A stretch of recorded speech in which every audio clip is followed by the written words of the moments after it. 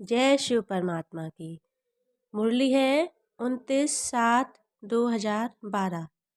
पर्व रक्षाबंधन पर्व की मुरली है। सदा बाप की मस्ती में मस्त रहना है। माना परमात्मा कहता है कि सदा परमात्मा की मस्ती में मस्त रहना है। हमें व्यर्थ चिंतनों से सदा दूर रहना है और सदा ही परमात्मा की मस्ती में मस्त रहना है। उसकी याद में लीन रहना है। चलते फिरते उठते बैठते खाते पीते सदा हमें परमात्मा की स्मरण में रहना चाहिए। अपने दृढ़ संकल्पों को कमज़ोर नहीं होने देना है। माना परमात्मा कहते हैं कि हमें अपने जीवन में अपने संकल्पों को कमज़ोर नहीं होने देना चाहिए। हमें अपने संकल्पों को दृढ़ता से मजबूत रखना है कि माना हम कोई भी परमात्मा का कार्य कर रहे हैं तो हमारे अंदर दृढ़ संकल्प से परमात्मा के कार्य में लीन रहना है, कभी कमज़ोर नहीं होना है। जब बच्चों की दृढ़ता कमज़ोर होने लगती है तभी बच्चे माया के झरोखों में आ जाते हैं कि जब बच्चे अपनी दृढ़ता को कमज़ोर कर लेते हैं तभी माया बच्चों को अपनी चपेट में ले लेती है। कि जब हमारा परमात्मा से साथ छूट जाता है, परमात्मा से हमारा पल्ला दूर हो जाता है और हमारी दृढ़ता और हमारा विश्वास माना परमात्मा के प्रति कमज़ोर हो जाता है, तभी माया हमें अपनी चपेट में ले लेती है। बच्चों को अपने अंदर आत्म दर्पण को मजबूत कर आत्म शक्ति को बढ़ाना है। आत्म दर्पण की माना हमें इस संसार पर अपना आत्म दर्पण रह के कार्य करना है कि माना मैं एक आत्मा हूँ बल्कि शरीर नहीं और मैं उस परम पिता परमात्मा की संतान हूँ। तो हमें इस आत्म दर्पण को मजबूत करना है। माना सांसारिक भाव से ना देख करके हमें परमात्मा की संतान समझ करके हमें संसार पर अपना कार्य करना है। हमारा दर्पण आत्म दर्पण को देख करके जब रहेंगे तो परमात्मा कहते हैं आपकी आत्मशक्ति अधिक बढ़ जाएगी, आत्मशक्ति आपकी मजबूत हो जाएगी।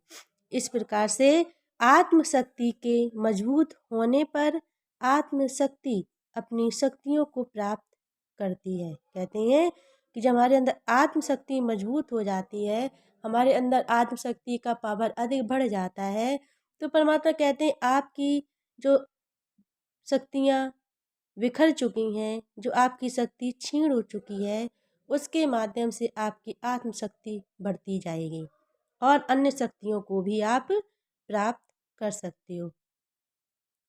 आत्मशक्ति माना अपनी शक्तियों को प्राप्त करती है। माना जब हमारे अंदर आत्मशक्ति मजबूत हो जाती है तो अन्य शक्तियाँ भी हमें प्राप्त हो जाती हैं, जैसे धैर्यता, मधुरता, अंतर्मुखता, कोमलता, धारणा, जो भी हमारे अंदर धारण करते हैं वो सब हमारे अंदर शक्तियाँ प्राप्त होने लगती हैं।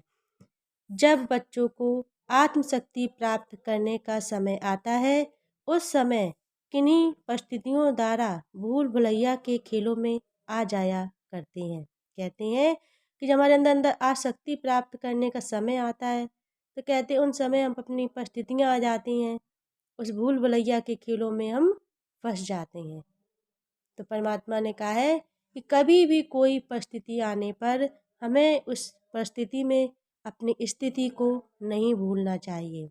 कहते हैं ये परिस्थितियाँ ही तुम बच्चों को अपने स्थल तक पहुँचाने के लिए आया करती हैं, लेकिन जब हम परिस्थितियों में फंस जाते हैं, परिस्थितियों की भूल भुलैया में खो जाते हैं, तो परमात्मा ने कहा आप अपनी स्थिति को कमज़ोर कर लेते हो, आत्मशक्ति को प्राप्त नहीं कर पाते हो, जिससे बच्चों के निश्चय में भ्रम पैदा होने लगता है। कि जब हमारी आत्मशक्ति प्राप्त नहीं हो पाती है तो क्या है, हमारे निश्चय में भ्रम हो जाता है। किस पे निश्चय में? कि माना परमात्मिक निश्चय पे भ्रम होने लगता है कि परमात्मा की पता नहीं हमें याद कर रहे हैं, परमात्मा हमारा कार्य पूरा करेगा या नहीं करेगा, परमात्मा हमारे हर कार्य को कैसे करेगा। मतलब हमारे अंदर भ्रम हो जाता है कि ये पता नहीं ये सब कुछ बेकार है, हम नहीं कर पाएंगे, ये सब नियम नहीं निभा पाएंगे। तो इस प्रकार से परमात्मा ने कहा है कि जब बच्चों के अंदर भ्रम हो जाता है तभी निश्चय हमारा कमज़ोर होने लगता है और आत्मशक्ति के दर्पण को भी प्राप्त नहीं कर पाते हैं। भ्रम के कारण लक्ष्य को प्राप्त नहीं कर पाते हैं। जब हमारे अंदर निश्चय में गिरावट आती है, भ्रम पैदा हो जाता है कि माना अविश्वास पैदा हो जाता है, तो हम अपने लक्ष्य को प्राप्त नहीं कर पाते हैं और बच्चे मुझ पर दोषारोपण करने लगते हैं। फिर क्या है, परमात्मा पर दोषारोपण करने लगते हैं कि परमात्मा मेरी सुनवाई नहीं करता है। हम तो बहुत नियमों का पालन करते हैं, हम तो दिन रात परमात्मा को याद करते हैं, फिर भी परमात्मा हमारी सुनाई नहीं करता है। लेकिन बच्चे इस बात पर ध्यान नहीं देते हैं कि जो परमात्मा हमसे कह रहा है, मुरली के माध्यम से जो हमें बता रहा है, निर्देश दे रहा है, क्या हम उसके वाक्यों को पूर्ण फॉलो कर पाते हैं? नहीं कर पाते हैं। इसी प्रकार से परमात्मा ने कहा है कि जब बच्चे हमारे वाक्यों को फॉलो नहीं कर पाएंगे तो मैं बच्चों की मदद कैसे कर पाऊंगा। कहते हैं कि ताली एक हाथ से नहीं बजाई जा सकती है, ताली दोनों हाथ से बजाई जाती है ना। तो कहते हैं परमात्मा, जब हम परमात्मा से मदद पाना चाहते हैं तो मुझे भी उसके हिसाब से चलना पड़ेगा, तभी तो वो हमारी मदद करेगा। तो इस प्रकार से परमात्मा ने कहा है कि हम बच्चे अपने लक्ष्य को प्राप्त नहीं कर पाते हैं और परमात्मा पर दोषारोपण करने लगते हैं। तो कब नहीं पहुंच पाते हैं? जब हमारे निश्चय में भ्रम पैदा होने लगता है, जब अपने कर्तव्य को कमज़ोर कर लेते हैं, तभी अपने लक्ष्य को प्राप्त नहीं कर पाते हैं। बच्चों के आगे यही बच्चों के पेपर या परीक्षा हुआ करती है। परमात्मा कभी भी विश्वास दिलाने का मार्ग शुरू में तय करवाते हैं। कहते हैं कि ये परिस्थितियाँ जो हमारे जीवन में आती हैं, यही हमारी परीक्षा हुआ करती है, यही हमारे रिजल्ट का समय होता है। इसलिए हमें अपनी परिस्थितियों में अपने आत्मदर्पण को नहीं खोना चाहिए, हमें अपने निश्चय को कमज़ोर नहीं करना चाहिए। कहते हैं कि परमात्मा कभी भी विश्वास दिलाने का मार्ग शुरू में तय करवाते हैं।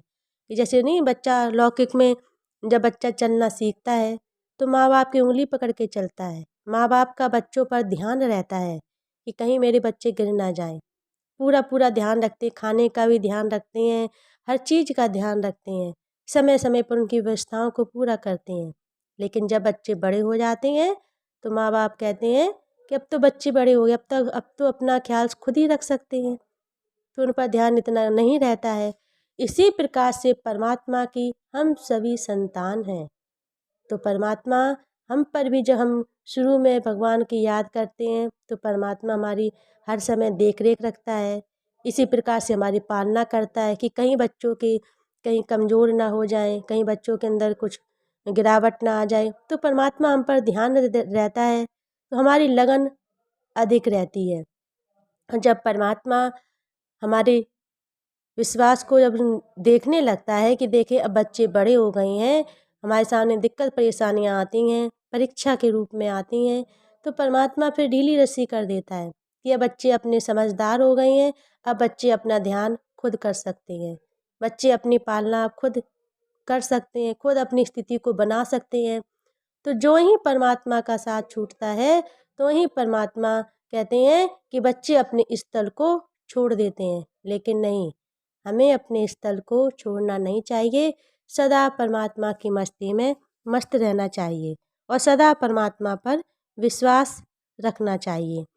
जब बच्चों का विश्वास मजबूत देखते हैं, उस समय बच्चों की परीक्षा के लिए नाना प्रकार के प्रदर्शनों का सामना करना पड़ता है। तो परमात्मा कहते हैं कि जब परमात्मा बच्चों के विश्वास को देखते हैं तो अनेक प्रकार की परिस्थितियाँ, दिक्कतें वो परीक्षा के रूप में आती हैं। बल्कि परमात्मा कभी बच्चों को दुखी और अशांत नहीं होने देते हैं। परमात्मा कभी नहीं चाहता कि हमारे बच्चे दुखी रहें, अशांत रहें। लेकिन परमात्मा कहता है कि बच्चों को हम विश्वास को देखते हैं कि बच्चों को हमारे प्रति कितना विश्वास है। परमात्मा के प्रति वो हमारा बाप है, तो हमारा बाप मना हमारे बच्चों को देखता है कि बच्चों का अपने बाप के प्रति कितना निश्चय मजबूत है, कितना विश्वास है। तो कहते हैं परमात्मा अपने नाना प्रकार के प्रदर्शनों का सामना करता है, अनेक प्रकार की परिस्थितियाँ, दिक्कत आती हैं हमारे सामने कि जिससे परमात्मा को विश्वास हो जाए कि बच्चे हम पर विश्वास रखते हैं। लेकिन हम बच्चे अपनी परिस्थितियों में फंस करके और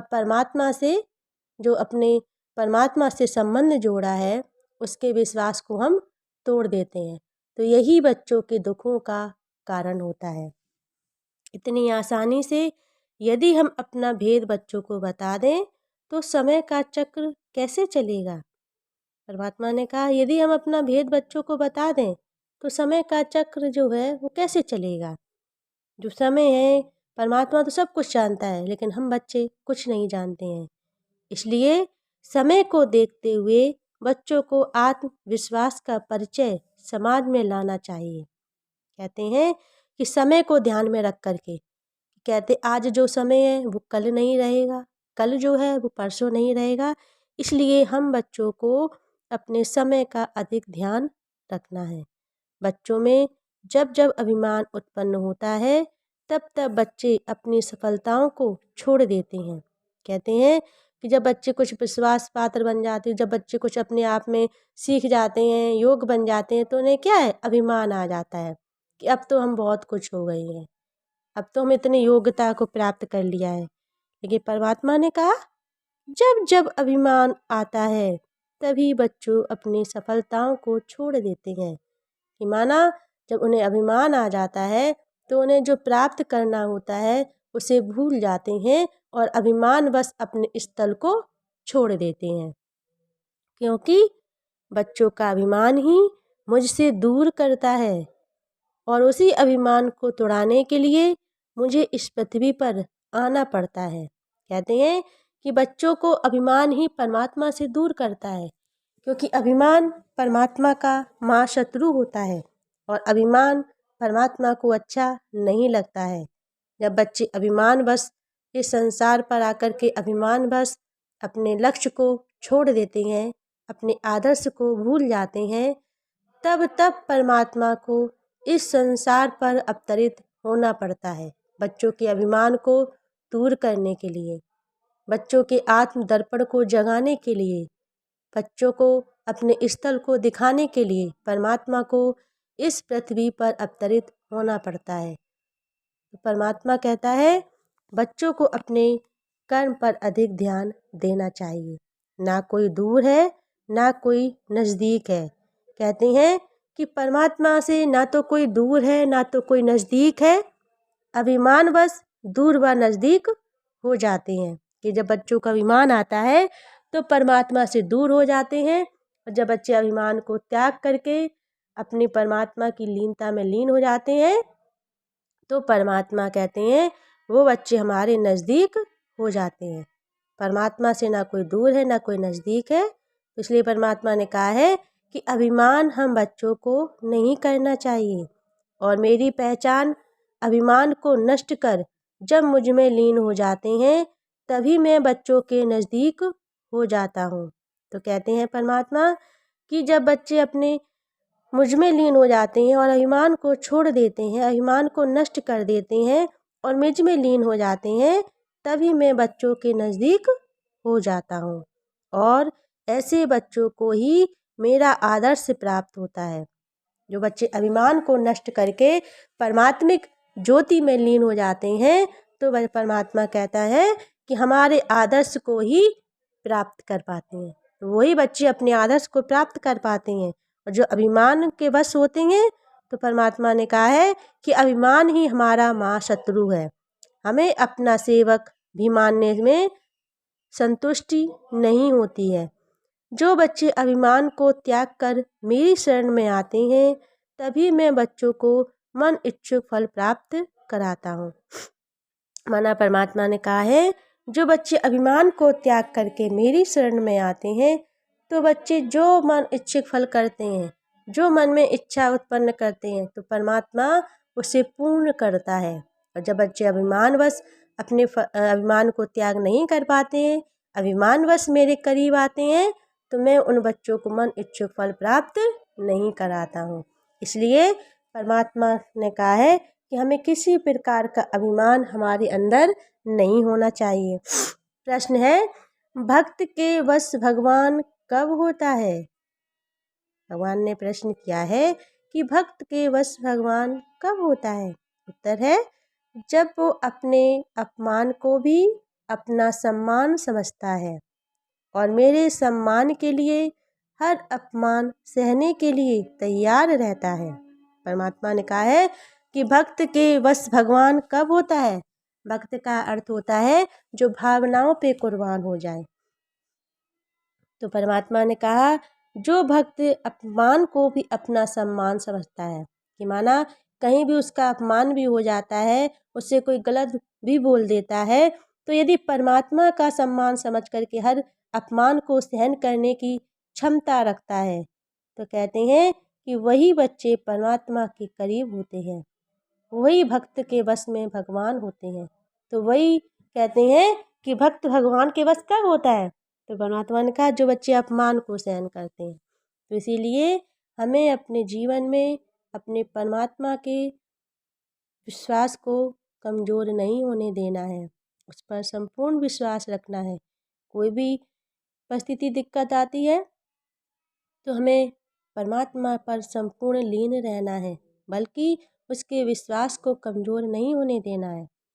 भोले बच्चों पर सदा साहिब राजी रहते हैं, बच्चों की करुणा ही मुझे इस पृथ्वी पर खींच लाती है। तो कहते नहीं परमात्मा की भोले बच्चे ही परमात्मा कहता है कि भोले बच्चों पर ही सदा साहिब राजी रहता है। कि माना जो भोले होते हैं, जो जान कर भी किसी चीज़ का नहीं जान पाते हैं, जिन्हें कोई अच्छे से मतलब नहीं है, बुरे से मतलब नहीं है, कौन अपमान कर रहा है, कौन सम्मान कर रहा है, किसी से लेना देना नहीं, सिर्फ भगवान की मस्ती में मस्त रहते हैं, तो वो परमात्मा कहता है उन पे सदा परमात्मा राजी रहता है।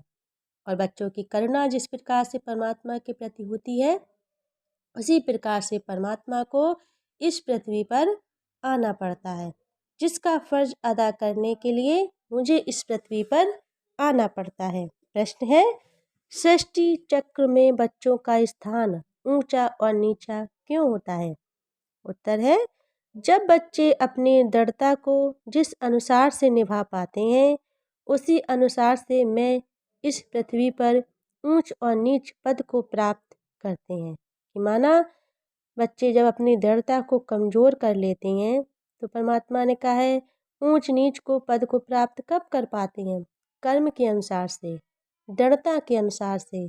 हम जैसा कर्म करते हैं वैसे ही हमें पद प्राप्त होता है।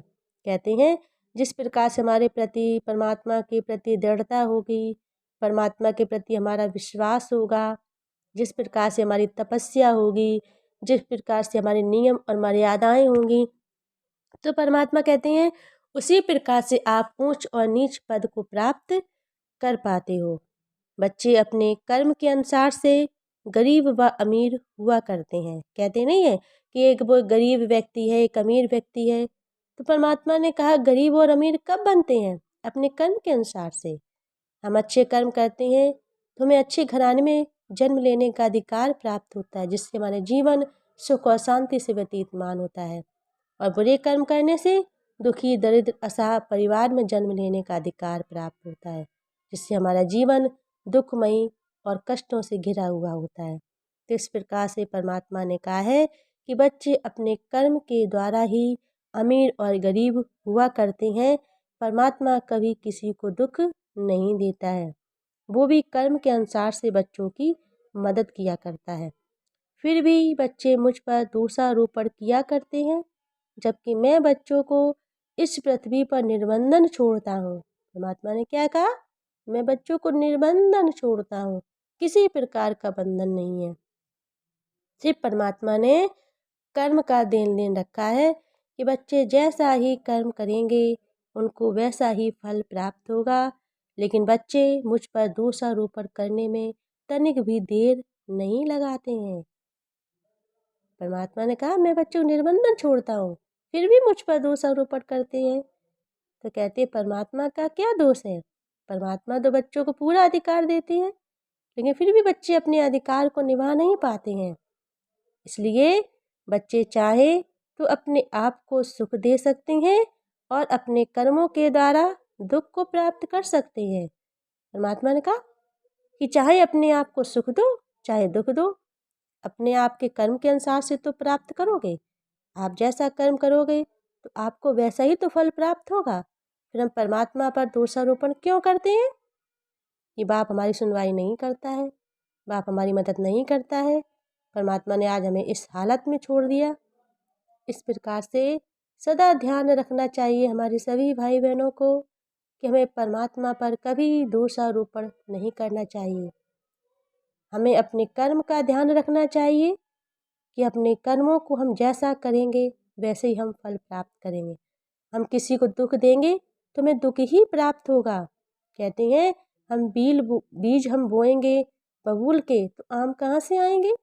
तो हम जैसा बीज बोएंगे वैसा ही तो फल प्राप्त होगा।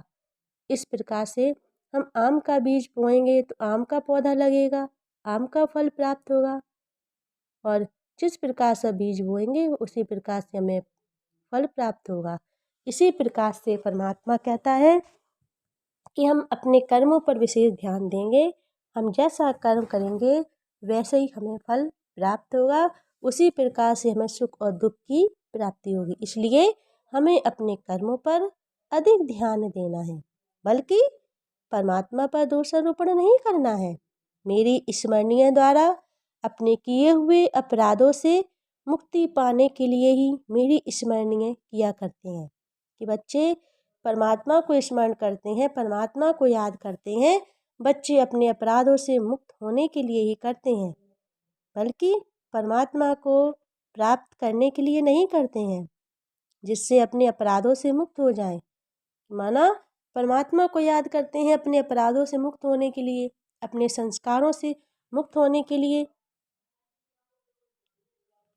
लेकिन परमात्मा ने कहा बिना स्वार्थ के संसार में मुझे कोई याद नहीं करता है। कहते हैं कि बिना स्वार्थ के भगवान को भी कोई याद नहीं करता है। किसी को किसी न किसी चीज़ का स्वार्थ होता है भगवान से, तभी वो भगवान की याद किया करता है।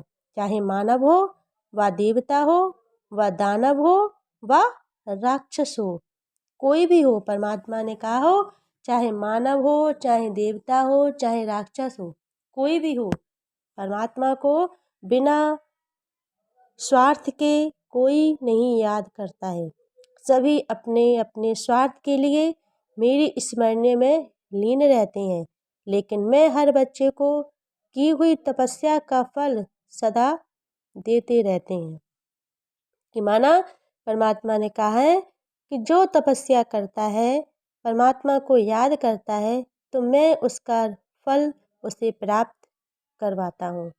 तो बच्चे जिस प्रकार से उस परमात्मा को याद करते हैं, जिस भाव से परमात्मा को पुकारते हैं, जिस भाव से परमात्मा की तपस्या करते हैं, तो उन बच्चों को उसी प्रकार से रिटर्न प्राप्त होता है। उसी प्रकार से परमात्मा उस तपस्या का फल बच्चों को देते हैं। इसी में नंबरवार हो जाते हैं। तो परमात्मा ने कहा कि नंबरवार कैसे हो जाते, कोई फर्स्ट हो जाता है, कोई सेकंड हो जाता है, कोई थर्ड आ जाता है। तो परमात्मा ने कहा है कि लास्ट सो फास्ट। बच्चे अपने कर्म के अनुसार से लास्ट और फास्ट हो जाते हैं। जैसे ही तपस्या करते हैं वैसे ही उन्हें फल प्राप्त होता है। इस प्रकार से मैं तपस्या से नहीं, हर प्रकार से तपस्या के साथ साथ हमें अपने कर्म पर भी ध्यान देना है, अपने गुणों पर भी ध्यान देना है, अपने आदर्श पर भी ध्यान देना है। इस प्रकार से परमात्मा ने कहा है कि हमें अपने कर्मों पर विशेष ध्यान देना चाहिए। तो मुरली का सार क्या है? तो मुरली में बाबा ने कहा है कि हमें दृढ़ता को मजबूत बनाना है और किसी भी परिस्थिति में हार नहीं खानी है। अपनी दृढ़ता को परमात्मा के प्रति मजबूत बनाना है। परमात्मा तभी आपको आत्मशक्ति प्राप्त करा पाएगा। इस प्रकार से हमें अभिमान को त्याग करके और परमात्मा के सम्मान के लिए अपमान को भी सहन करने की क्षमता होगी, तो परमात्मा ने कहा है कि हम बच्चों पर सदा राजी रहेंगे। तो इस प्रकार से अपने कर्म पर ध्यान देना है, अभिमान को छोड़ देना है और आत्मविश्वास को जागृत करना है। अच्छा, मीठे मीठे सिकलदे बच्चों के प्रति परमात्मा शिव की याद, प्यार और नमस्ते। रूहानी बच्चों की तरफ से रूहानी शिव परमात्मा को दिल व जान से, शिकवा प्रेम से जय शिव परमात्मा की।